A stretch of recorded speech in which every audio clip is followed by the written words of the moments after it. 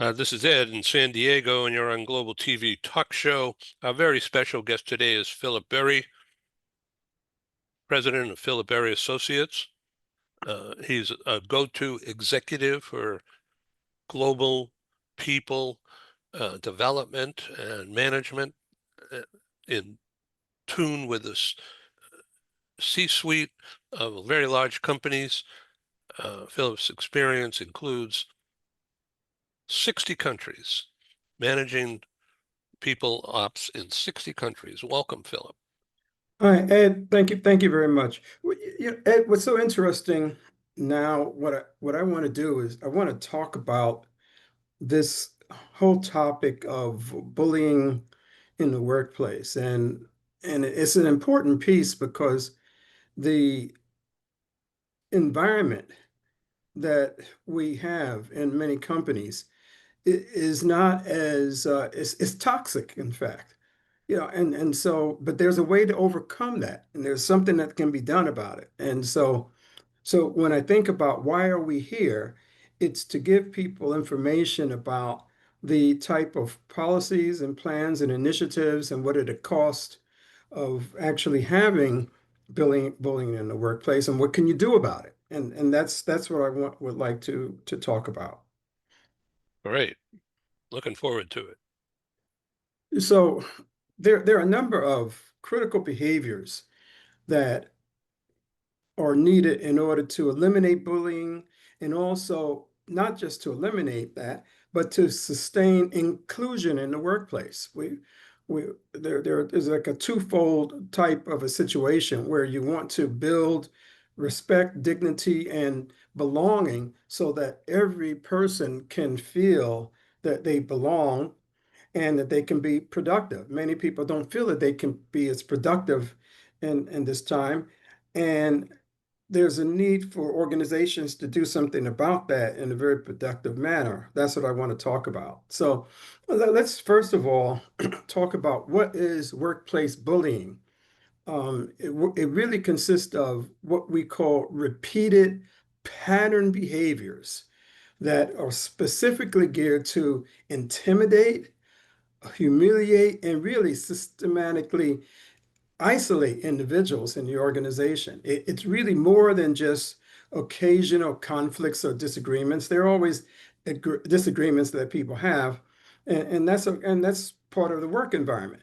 But it doesn't have to lead to a point where there's bullying that's in place. And some of the common forms of bullying are not even noticeable, but it includes verbal abuse, it includes social exclusion, moving people from who out of in a way not involving them the way you want them to be. It maybe also involves sabotage of work environment. People from one function to another actually sabotaging their work and we talk a lot about the whole issue of macro and micro aggressions. And there are situations where you have persistent microaggressions, small things that happen.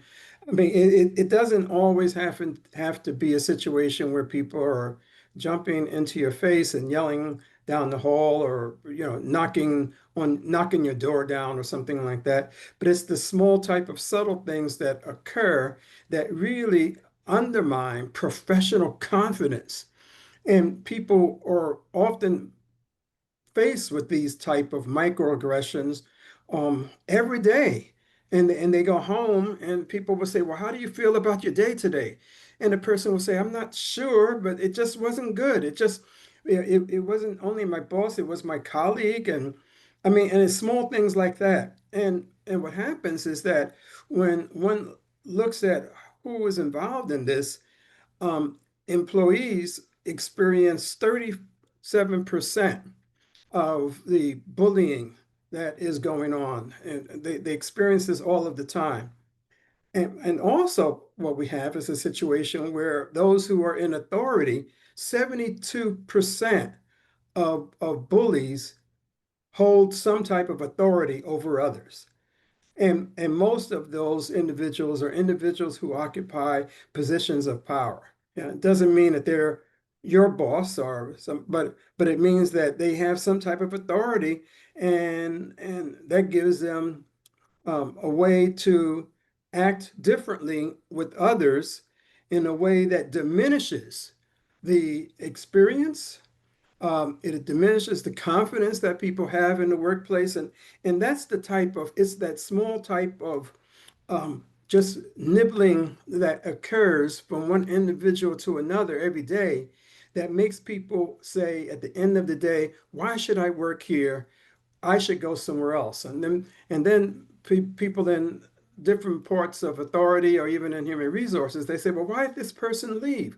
Well, it's because they were bullied, and it was in a very small manner, but they didn't weren't able to show it. They weren't able to talk about it.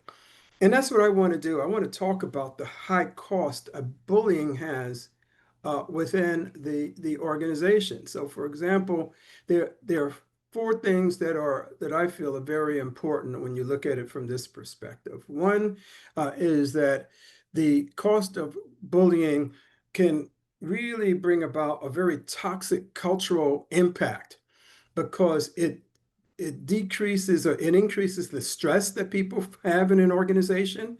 And when it increases stress, then people wonder why there's a high incidence of people having um, visits to the employee assistance program. You know, it's a high incidence of people who are, there's absenteeism that drives. People are just taking off for whatever reasons, and people are wondering why is this occurring? Or there's turnover that occurs in a certain part of an organization and they don't know why. So that's when you have a toxic cultural impact. And that naturally, from the standpoint of costs, it substantially increases the healthcare costs that an organization has because an organization has to pay for all of these in one way or another. And it's an indirect cost, but it's certainly a cost. Um, it also can destroy performance because 67% of employees are saying that this negative culture hinders their retention. Only 54% will say that it also significantly reduces their daily productivity. And this is from a major organization that has done surveys regarding workplace stress and employee motivation in the workplace. And the other thing that it does is that it systematically just destroys the dignity that people have because it severely impacts mental health, and also it erodes the trust that people have in the organization because they feel that I'm in an organization because the organization is going to take care of me. And also, it causes a high degree of psychological, it affects psychological safety in the workplace, you know, from that particular perspective. And that's also another big concern. The other thing is that there are four aspects of this that are important to the workplace that we need to have in place if we're going to have and create a welcoming work environment. So it's one thing to talk about the bad point of it. Okay, what are some of the solutions? And I want to talk about four aspects of it, and then I'll go into these separately. One is that we want to have a workplace ultimately that is encouraging honest dialogue where people feel that it's good, it's okay for them to talk about what they like, what they don't like, what concerns them, and voice their opinion, especially when you have individuals from different cultural backgrounds that are in the workplace and they are maybe prone to being more silent, and they might, what we want to do is to have them being unafraid to voice their opinion. And we want deep listening to take place as opposed to people feeling that they're being ordered to do certain things. So we need to create a safe space where you have meaningful conversations that can build trust. The other thing is that we need to have leaders and peers who are consistently demonstrating respect and fairness in all of their daily interactions and in all of their all of the decision making that's taking place. It's these type of behaviors that build trust and make people feel this is a good place to be. It's a good place to work. And also, in addition to that, what we want to have is proactive conflict management. People need to be able to address issues early, not let them just build up and simmer like a small fire until it's too late.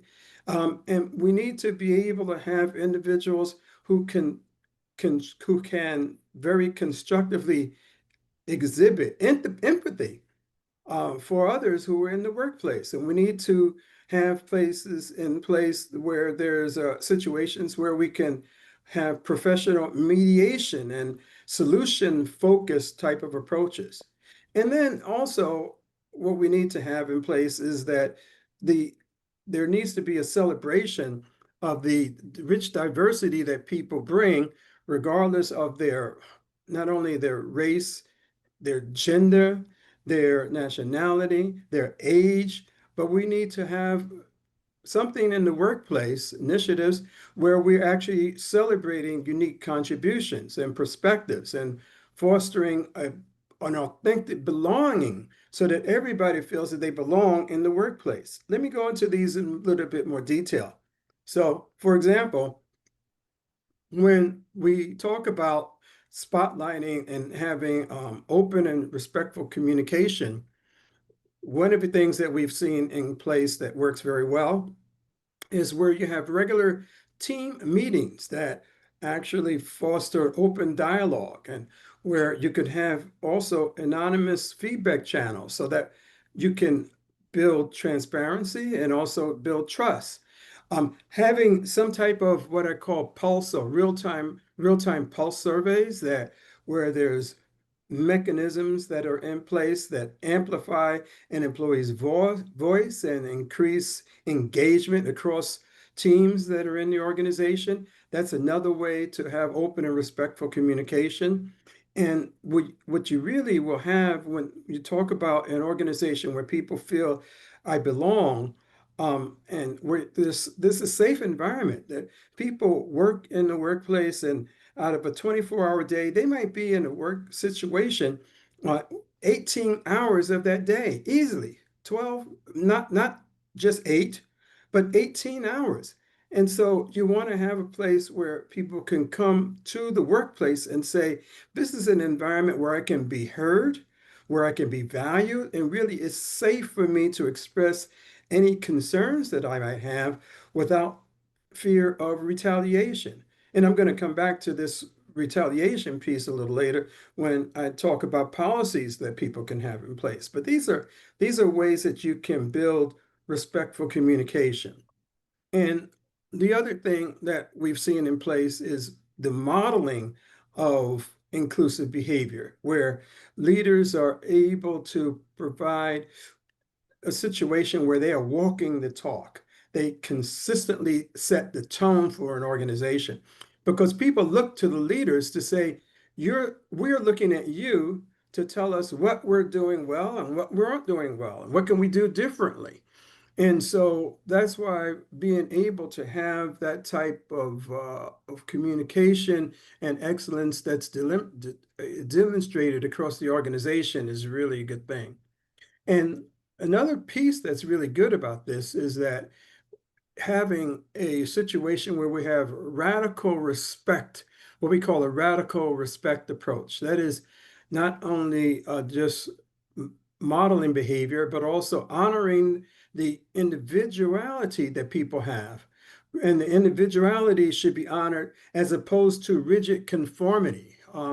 And Kim Scott, has a framework for talking about authentic workplace respect, which really talks about that and has people feel that they can be themselves. People want to be themselves and demonstrate who they are and what they're about in the workplace, as opposed to people demeaning who they are and demeaning what they bring. And also, we want to have fairness, encourage employees to treat everyone with respect and with fairness in the organization. Even if you disagree with individuals, being able to still disagree respectfully and to disagree in a way that promotes fairness. And we need to teach people how they can be inclusive even when they are disagreeing with others, as opposed to demeaning people. And if we can practice and have people practice these type of behaviors, it's all about behaviors. That's why we call this a behavior spotlight. People need to have your values, and what people say are their values. It comes about in the type of behavior that you exhibit or that you don't exhibit as you are relating to others. And then what we want to also have is sustainable initiatives that really embed inclusion in the workplace. There's so much talk that people have about, well, diversity, equity, and inclusion. Well, this is really where you're talking about embedding inclusion and having very clear, for example, anti-bullying policies, having very explicit definitions about what is acceptable and what is unacceptable.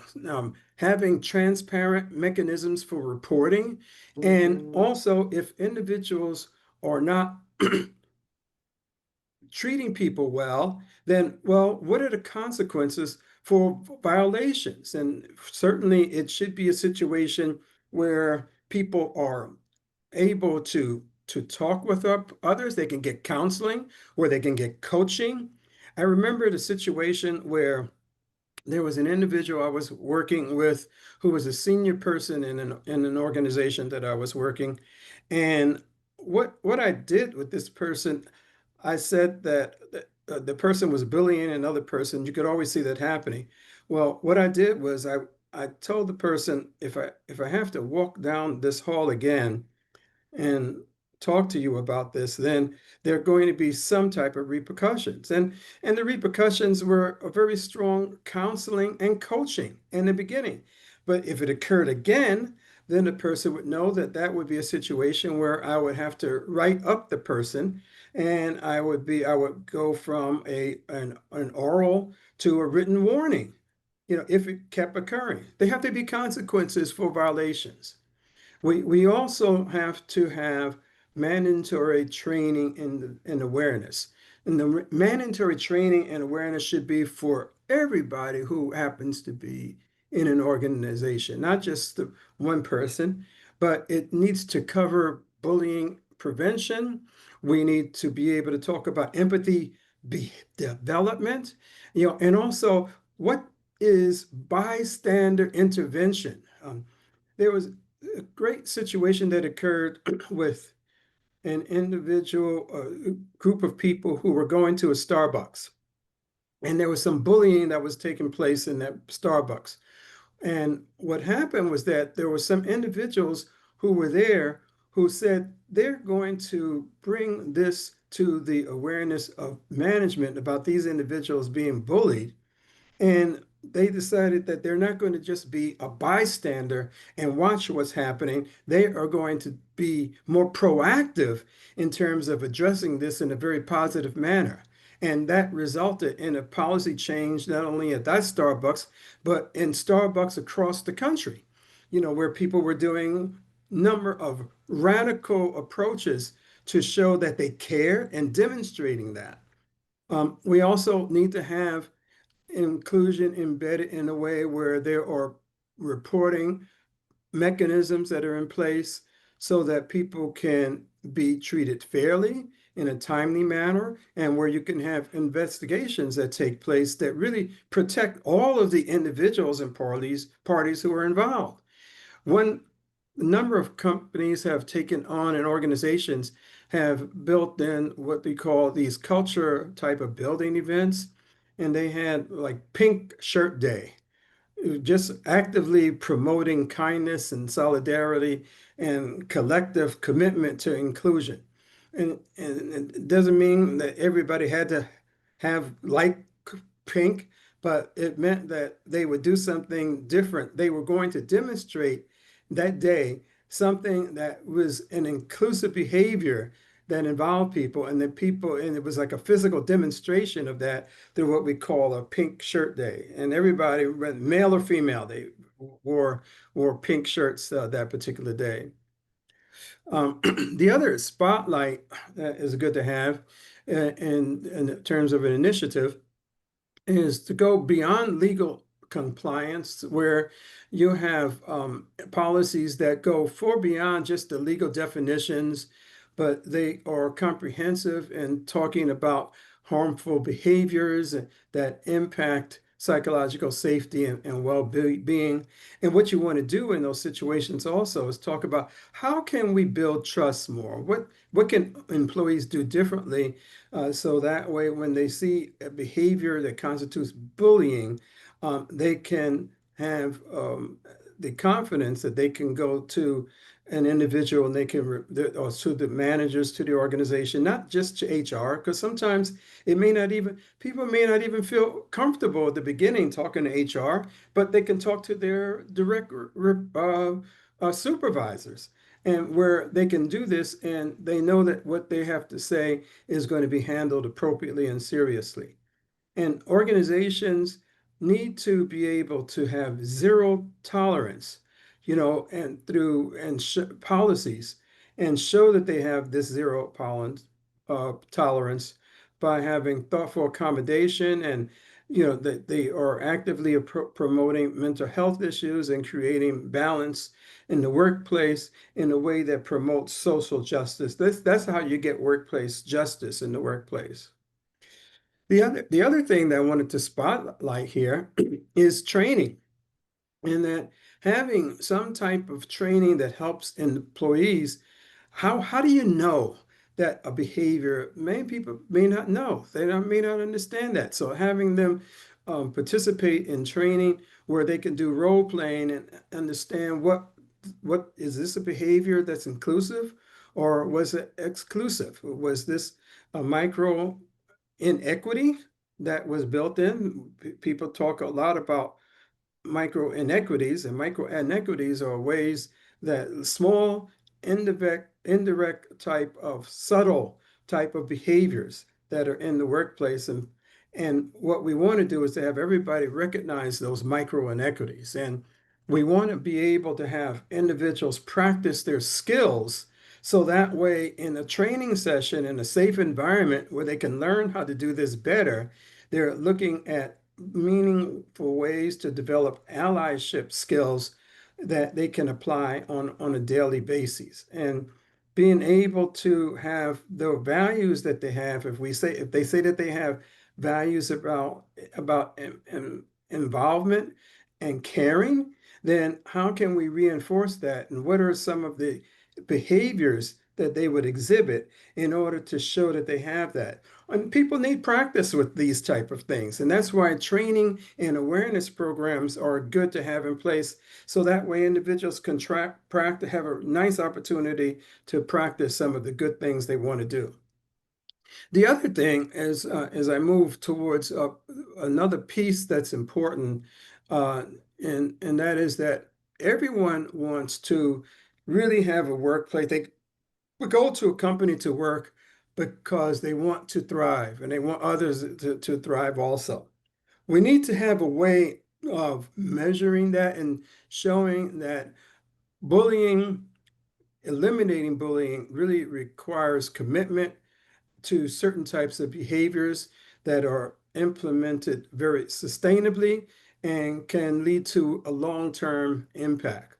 And we need to measure those type of things in the workplace. We need to be able to measure morale in a workplace in a certain way to increase productivity, and also how can we increase retention rates? And these type of behaviors will promote a situation where it's not just the HR people or the people who are involved with diversity and respect, but there's a collective responsibility that all employees, all staff have in an organization to create a culture of respect and a culture of safety and a culture of belonging, because we know that those are the essential pillars to organizational success and also human flourishing.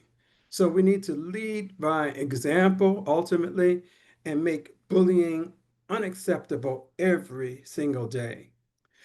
So one of the things that we talk about in our book, Being Better Than You Believe, is what are some of the ways that you can move from the point of involvement now to another point where you can be more committed to bringing about the type of changes that you want to see because you are an active promoter of those type of initiatives and a promoter of those type of behaviors.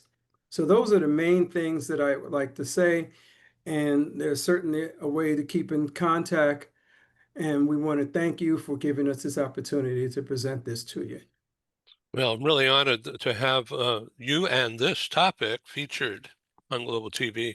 So let me ask you a question about the micro bullying. I'm Mm. probably Yeah, yeah, confusing some things. microaggressions. Yeah. Yeah, but so like me and my last name, I've had that unfortunate experience over the years, um, and exclusion mostly, uh, but nothing uh, offensively personal.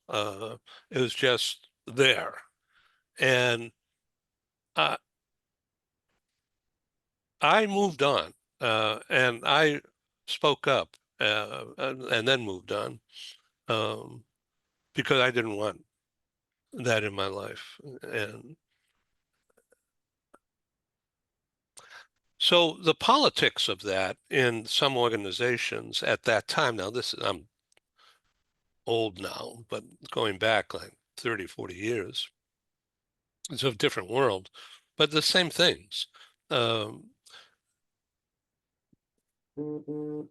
People who are committing that aggression, that bullying tactic, are putting down because of competition. They may make it as a wisecrack or something Hmm. sideways, but it's there. And, Hmm. and anyone else in the proximities, it it becomes part of the culture that I Yeah, found myself in. yeah. And It's boy, I hated that.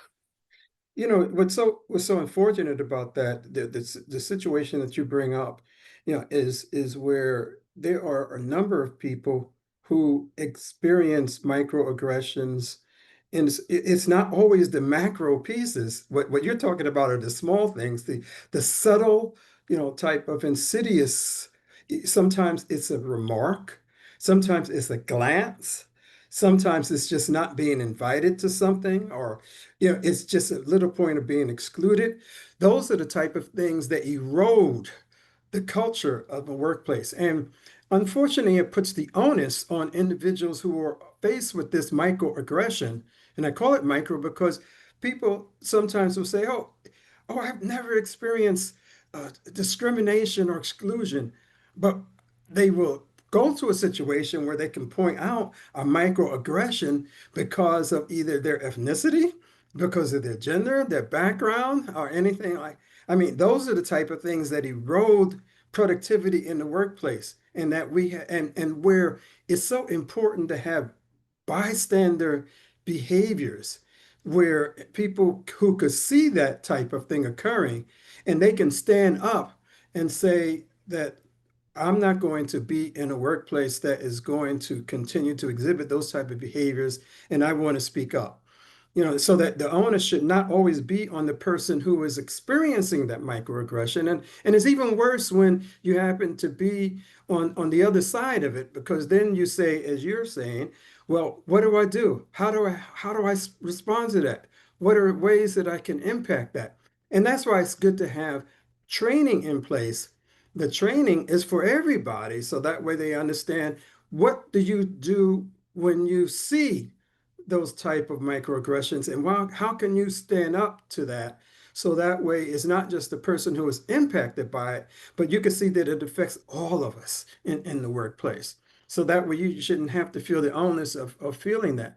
And yeah, it erodes behavior, it erodes productivity, it erodes the confidence that a person has. It makes a person who has a lot to contribute to an organization say, is it me? Is it something that I did or something that I said? And well, ultimately what happens is that over time, and where individuals, that's why it's important to have forums where people can talk about this and get helpful hints. And okay, well, if I'm faced with that situation, what do I do? How do I respond? What are some productive ways that I can do that without me being causing, you know, I want to change the boat. I may not want to rock it all together, but I certainly want to change the direction that the boat is going in. And we need to be able to have a culture in place where it's comfortable to talk about those type of things. And naturally as an African American, I mean, you being Jewish, I mean, those are the type of things that, we experience in a number of different ways. How can we work in organizations that value the difference and diversity that people have? Because in fact, there people see, some people just think, well, diverse, you just have to be of one type or another. It's all of us or have differences that we bring to the workplace, and we need to be able to respect those differences in a number of different ways. That is what you call building a culture of belonging. Uh, Being very careful not to have this program or any of my programs become political, because Hmm. I'm not doing that show. This is business stuff. But business is impacted by what's going on in Washington, Yeah. uh, and uh, and exhibited elsewhere around the country. No, it certainly is. And I think that you're right about that. I think that you're right not to make it all political, because you know what, it's not political. Ultimately, you know what it is, it's about how can we create an environment, not only in America but in other places, that are going to help an organization to be more productive as a workplace, that enable them to get the best performance out of employees. Being able to cite that you need to have an environment that brings that about is not a political statement at all.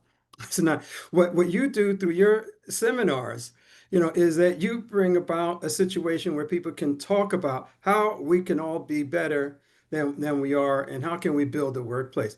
And we should not let individuals discount the desire to do that by actually calling it political. It's not political.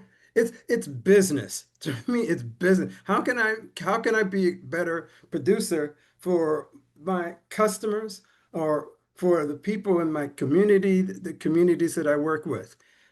That's like good common sense. And we all need to be concerned about that. And where it's occurring in certain sectors, it's unfortunate, that we see it coming up in certain sectors. But that just means that in the workplace, we have a responsibility in the workplace, especially to build a culture of belonging and productivity and involvement that will make everybody feel very comfortable working there and producing on a day-to-day basis. So I call it the contravailing force. The contravailing force, when you see any particular environment and coming about in a certain way, wherever that might be coming from in the environment, but you in the workplace, we can build a culture that is going to be very positive. And I see that happening in a number of organizations today, in fact, and we need to have more of it, regardless of what's happening. I mean, we've had different type of environments that have been in place on a global and even on a broader type of level. But then you see in employees in the organizations creating within their framework a culture that is caring and concerned and building and valuing people. That's and building teams together where you can have that occur. That not political. That's good business. That's the best place to work. Yes. Yeah. So thank you so much for this. Thank you. Thank you for providing the opportunity to talk about this, because there's so many people that need to be able to have a different way of approaching this, no matter where you might be. And it's in the micro structure there where we can build the mechanisms on a day-to-day basis that will build the type of behaviors and values that we think are important. So let's think long term, if not now, then in coming days, about the next edition, the next step with this complicated material. The concepts are not complicated, but the description that you performed on your visuals, it takes more time to digest and exemplify. Um, and I'm thinking that the easiest way to do that is just to have people from different places join the next discussion. Yeah, It could be no, the same definitely. topics, but just have Mhm. more voices. Yeah, exactly. No, that would be good. That would be good to put together. Definitely. Right. Okay. Thank you, Philip. No, thank you very much for the opportunity. Ed. I really enjoyed it. I wasn't sure. Yeah, like, see, what happened was that it wasn't in the forefront of my mind to put together something like this until you mentioned, gosh, bullying. Boy, this is an important topic. That's one of the things I like that you've done over the years. You come up with something and you'll say, well, you know, we ought to talk about like bullying. And so that got me thinking about that, or the session that we had a few weeks ago, another topic that we talked about. I mean, just having a few people who can come together and present some information on that. That's what helps us to come together. So Yeah, I'm going to send you a program I may have already distributed to you, but I'm going to bring it up again. It was recently produced, and the leader, my leader was Dublin-based Joseph McGuire. oh yeah, yeah, I Yeah, remember and him. it Yeah. was just a wonderful conversation. And so I'm going to send you that, Mm, and if I can easily reach out to him and say, come and join Philip hmm. and me and others in the next discussion. I know Ken Lloyd wanted to be with us, but there's family obligations this afternoon. Sure, Uh, no problem at all. yeah, No problem at all. And I'll uh, be glad to do this session again too, if right. required. And then please don't forget just to send me something so that I can give it to Fabienne Jacquet. And then you can see what I'll give it to her, and then I'll tell her also to send something to you and I. And then what I'd like the net result would be a session where she and I talk about that Yeah, piece. great. I'm eager to have that kind of thing during October, Okay. if So, possible. sounds good. Yeah. Sounds good. Okay. Okay. Take care. Bye bye. Thanks a lot. You take care. Talk to you soon. Okay. Thank you, sir. Bye.